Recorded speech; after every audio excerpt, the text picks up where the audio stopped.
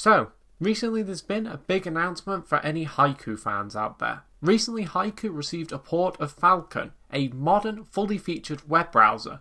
Arguably this is the most complete and compatible web browser currently available for Haiku at this time, which brings Haiku even closer to being a daily driver for many people. So with that said, let's talk about the new port of Falkon for Haiku, right now, on the Linux Lounge.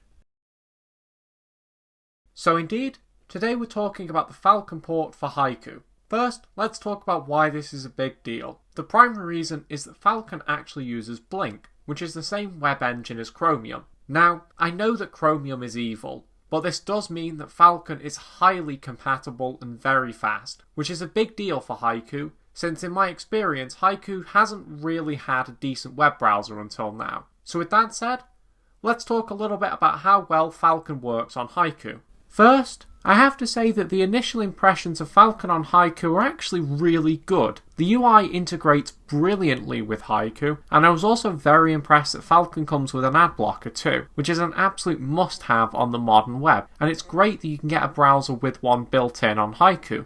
Unfortunately though, I do have to report that once the initial impressions of using Falkon on Haiku had passed, the actual experience is a pretty mixed bag. Which is totally expected though, since the port of Falkon to Haiku is quite new. That said though, the stuff that did work was very impressive.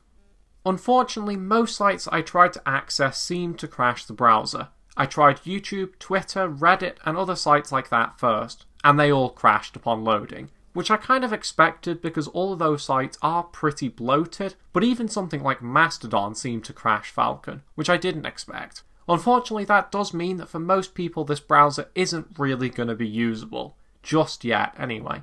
However, many sites that I tried did work. For instance, I tried the Haiku website and it loaded and seemed to work great. In fact, I think that Falkon may even be the fastest web browser currently available on Haiku. I was even able to watch a video in Falkon using Invidious, which I found to be very impressive. Although, I did find that given enough time, almost all websites seem to randomly crash, which is a shame but not totally unexpected.